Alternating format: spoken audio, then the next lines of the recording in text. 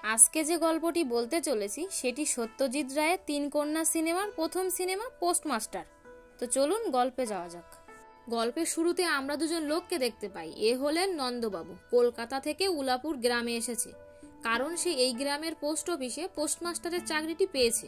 ইনি ছিলেন পুরনো পোস্টমাস্টার, আর নন্দবাবু নতুন এলেন, তো উনি চলে যাবেন বলে নন্দবাবুকে সবটা বুঝিয়ে দিচ্ছে। ইনি নন্দবাবুকে বলছেন, আচ্ছা তাহলে কাল থেকে কাজে লেগে পড়ুন, এখন তো আপনারই রাজত্ব, প্রথম কয়েকটা দিন একা একা লাগবে, আপনি তো শহরের লোক, তা পল্লীগ্রামে থেকেছেন কখনো? তো নন্দবাবু বলেন না। তো উনি বলেন কখনোই না? তো উত্তরে সে আবার মাথা নাড়িয়ে বলেন না। উনি আরো বলেন ২-৪ দিন থাকতে থাকতে সবার সাথে পরিচয় হয়ে যাবে, তবে হ্যাঁ এটিকে অবহেলা করবেন না, বড়ি না খেলে কিন্তু এই অবস্থা। এসব কিছু কথা দুজন বলতে থাকে। আর এই যে এ হলো রতন, যে পোস্টমাস্টার গুলো একের পর এক আসে, সে সবার কাজ করে দেয়। এখন নন্দবাবু এলেন, তাই এখন সে নন্দবাবুর কাজের লোক। উনি রতনকে ডেকে বলছে, তোর নতুন মাস্টার মশাইকে দেখেছিস? ওর গায়ে কত জোর জানিস? যদি বেশি দুষ্টুমি করেছো, তোমার চুলের মুঠি ধরে চ্যাং দোলা করে সেই চড়ক ডাঙ্গার মাঠ, বুঝেছো? তারপর উনি সবাইকে বিদায় জানিয়ে যাত্রা শুরু করেন। নন্দবাবু ঘরে এসে তার মা, বোন, সে তাদের একসঙ্গে ওঠা একটা ফটো দেখতে থাকে এবং সেটা দেয়ালে টানিয়ে রাখে। ছোট একটা বই নিয়ে বাইরের বারান্দার চেয়ারে যেই বসেছে, অমনি চেয়ারটা ভেঙে পড়ে। আর ওদিক থেকে রতন এটা দাঁড়িয়ে দেখছে। তো নন্দবাবু তাকে বলে, কি দেখছিস হা করে? সে তো কোনো উত্তরই দেয় না, কি বা বলবে। তো নন্দবাবু তাকে আরো বলে, আমার ঘরটা ঝাড় দিয়ে দে। নন্দবাবু তো পড়ে গিয়ে বেশ ব্যথা পেয়েছে, তো রাগ করে চেয়ারের বাকি অংশটাও ফেলে দেয়। তারপর সে তার পাশের একটা পুকুরে স্নান করতে যায়, কিন্তু পুকুরের চারিধারটা অতটা পরিষ্কার না দেখে সে বাড়ি এসে রতনকে বলে, কুয়ো থেকে জল তুলে আন, আমি ওই পুকুরের জলে নাইবো না। নন্দবাবু বারান্দায় বসে আছে আর দেখে তার থেকে একটু দূরে একটা পাগল বসে আছে।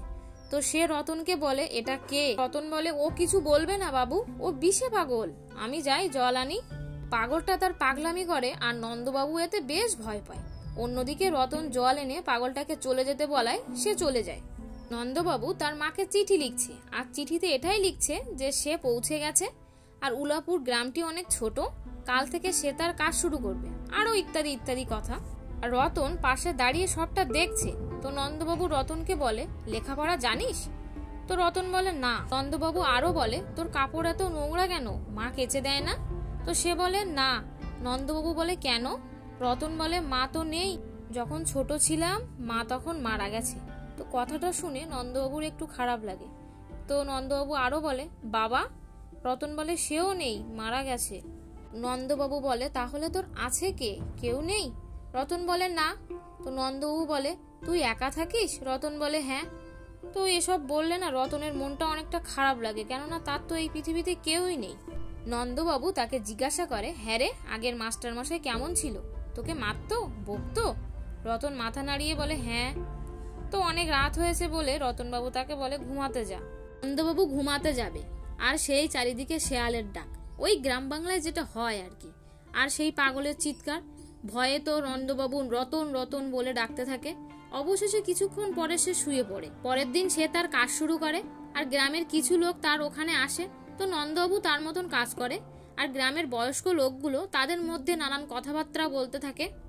তাদের মধ্যে একজন নন্দবাবুকে বলেন, আপনার জন্য পল্লীগ্রামে বাস করাটা, তো বাকিটা নন্দবাবু বলেন, খুবই কষ্টকর। অবশ্য আমার একটু কবিতা লেখার শখও আছে, তাই নিরিবিলিটা অত খারাপও লাগে না। কবিতা লেখার কথা শুনে তারা বলে, বাহ বাহ। অন্যদিকে রতনকে দেখতে পাই, সে পুকুরে কাপড় কাচ্ছে। তাদের মধ্যে একজনের গানের গলা খুবই ভালো বলে নন্দবাবুকে একদিন সন্ধ্যাবেলা তাদের গানের আসরে যেতে বলে। নন্দবাবু বলে, আমার বোন গান শিখেছে, আমিও অনেক ভালো ভালো গান শুনেছি, কলকাতায় তো আর ওস্তাদের অভাব নেই। সে বলে, সন্ধ্যাবেলা আমি একটু ইংরেজি কবিতা চর্চা করি, তো দেখি। তার মা তাকে একটা চিঠি লিখেছেন, আর চিঠিতে এটাই লেখা আছে, তার মা মনে করেছে যে সে কাজ শুরু করে দিয়েছে, আর বলেছে, নিজের প্রতি যত্ন নিও, একা থাকার তো তোমার অভ্যাস নেই, তাই চিন্তা হয় কাজের লোক আছে নাকি নিজের কাজ নিজে করতে হয়, ইত্যাদি লিখেছে আর কি। সে চিঠিটা পড়ছিল, আর রতন এসে বলে, নতুন বাবু? কার চিঠি নতুন বাবু? সে বলে, আমার মায়ের। রতন হেসে দেয়ালে ঝোলানো নন্দবাবুর মায়ের ছবিটার দিকে দেখায়। তো নন্দবাবু বলে, তুই জানিস? তো রতন বলে, পাশে ওই মেয়েটা কে? তো নন্দবাবু বলেন, ওটা আমার বোন। রতন বলে, ও লেখাপড়া জানে? উত্তরে নন্দবাবু বলে, হ্যাঁ লেখাপড়া জানে, গান গাইতেও জানে। ও কি তোর মতো? রতন বলে, গান তো আমিও জানি। নন্দবাবু বলে, তাহলে একটা গান কর তো। তো রতন একটা গান করে। তো নন্দবাবু বলে, বেশ তো জানিস, এবার লেখাপড়াটা শিখে নে, তাহলে আমার বোনের সাথে তোর আর কোনো তফাৎ থাকবে না। তো রতন বলে, আমাকে লেখাপড়া শেখাবে বাবু? তো নন্দবাবু বলে, হ্যাঁ, এবং তাকে স্লেট আর পেন্সিল কিনে আনতে পয়সা দেয়। তো রতন বলে, সে তো দুয়ানা বাবু। তো নন্দবাবু বলে, বাকিটা তোর বকশিস, ভালো করে লেখাপড়া শেখ, আরো পাবি। তো যাওয়ার পথে রতন একটু থেমে যায়। সে যে কাপড়টা কেচেছে সেটা নন্দবাবুকে দেখায়, আর নন্দবাবু খুশিতে হাসতে থাকে। তারপর থেকে রতন বেশ মনোযোগ দিয়ে লেখাপড়া শুরু করে আর কাজও করে। ওদিকে নন্দবাবু তার কাজ করতে থাকে। তো বেশ কিছুদিন এইভাবে পার হয়ে যায়।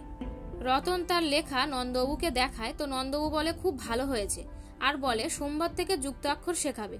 তো রতন সেটা নতুন নাম শুনছে। তো বলে, যুক্তাক্ষর কি বাবু? যুক্তাক্ষর কি সেটা বোঝানোর জন্য নন্দবাবু রতনকে বলে, আমার নাম কি বলতো? রতন বলে, নতুন এই নন্দবাবু।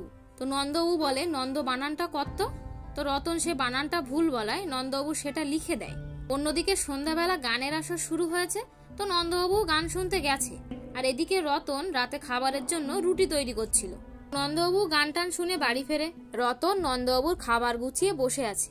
তো নন্দবাবু দেরি করে আসায় রতন কিছুটা সেখানে ঘুমিয়ে পড়ে। ঘরের মধ্যে হঠাৎ কিছু একটা আওয়াজ হওয়ায় রতন জেগে ওঠে, আর ঘরে গিয়ে দেখে নন্দবাবুর খুবই জ্বর এসেছে। তো রতন এটা দেখে দৌড়ে কয়েকজন লোককে ডেকে আনে।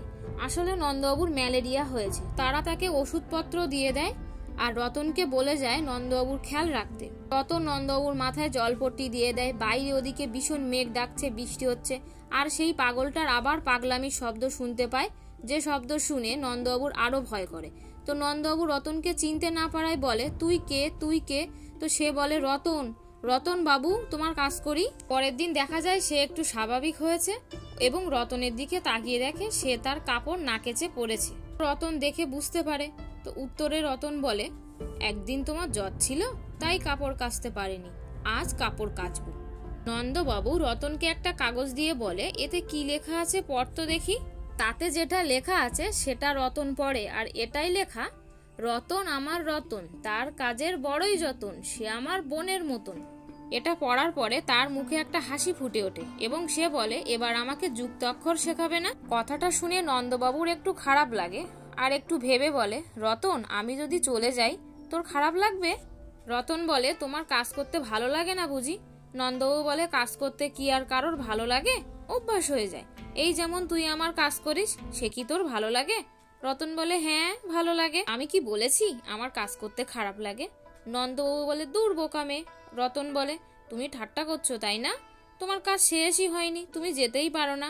কি মিষ্টি একটা মেয়ে, তাই না? নন্দবাবু বলে, আমি তো শেষ হয়ে যাচ্ছি রে রতন। তো রতন বলে, এই নাও ওষুধটা খেয়ে নাও। তো রতন বলে, না আমি এ খাবো না, এ অনেক তিতো, তুই খা দেখি। রতনও একটা বড়ি খেয়ে নেয়। এবার নন্দবাবু আর না করতে পারে না, সেও তার বড়িটা খেয়ে নেয়। নন্দ কিছুদিন ছুটির জন্য আবেদন করেছিল, কিন্তু সে ছুটি পায়নি, আর ছুটি না পাওয়ায় সে চাকরিটা ছাড়তে বাধ্য হয়। আর এই গায়ে থেকে ঠিক পোষায় না, তার মধ্যে এই ম্যালেরিয়া। তো এসব কিছু সে এই নতুন যে মাস্টারমশাই বিলাসবাবু এনার সাথে বলছেন। নন্দবাবু চলে যাবেন, নতুন পোস্টমাস্টার এসেছে, তাদের মধ্যে এসব কথা রতন সবটা শুনতে পেয়েছে এবং নন্দবাবু চলে যাবেন বলে রতনের মনটা অনেকটা খারাপ হয়ে যায়। নন্দবাবু বিলাসবাবুকে কাজের সবকিছু বুঝিয়ে দেয় আর বলে, একটা কাজ অসমাপ্ত রয়ে গেল, ওই যে মেয়েটি রতন, ওকে বাংলা শেখাচ্ছিলাম, তো যুক্তাক্ষরটা বাকি রয়ে গেল, আপনি যদি একটু দেখিয়ে দেন। তো বিলাসবাবু বলেন, হ্যাঁ তাতে আর কি। নন্দবাবু রতনকে কিছু টাকা দেবে বলে রতন রতন বলে ডাকতে থাকে, কিন্তু রতন তার ডাক শুনতে পেয়েও কোনো উত্তর দেয় না, একা একা বসে কাঁদতে থাকে। নন্দবাবু চলে যাচ্ছে শুনে গ্রামের সেই বয়স্ক লোকগুলো নন্দবাবুকে বিদায় জানাতে এসেছে। সে তাদের থেকে বিদায় নিয়ে চলতে থাকে আর রতন রতন বলে ডাকে। তো রতনকে দেখা যায় কুয়ো থেকে জল আনছে, আর নন্দবাবু চলে যাওয়ায় তার খারাপ লাগছে বলে সে চোখের জল মুছতে মুছতে আসছে। আসলে নন্দবাবু যে এইভাবে চলে যাবেন সে তো এটা ভাবতে পারিনি। রতনকে দেখে নন্দবাবু দাঁড়িয়ে পড়ে। তো রতন তার পাশ দিয়ে চলে যায়। নন্দবাবু তাকে রতন রতন বলে ডাকলেও সে কোনো উত্তর করে না এবং একটু দূরে গিয়ে দাঁড়িয়ে সে নন্দবাবুকে দেখতে থাকে। নন্দবাবুরও খুব খারাপ লাগে। রতন বলে, নতুন বাবু। অমনি নন্দবাবু পিছনে দেখতে যায় আর ওদিক থেকে বলে ওঠে, নতুন বাবু জল এনেছি। এখন যে নতুন পোস্টমাস্টারটা এসেছে তার জন্যই রতন জলটা নিয়ে গেল আর তাকেই সে ডেকেছিল। আসলে নন্দবাবু ভেবেছিল নতুন বাবু বলে হয়তো সে তাকে ডেকেছে, কিন্তু না। আর এটা শুনে নন্দবাবুর আরো খারাপ লাগে। তো সে চলতে থাকে, টাকাটা আর তার দেওয়া হলো না। আর গল্পটি এখানেই শেষ হয়ে যায়। তো গল্পটি কেমন লাগলো সবাই জানাবেন।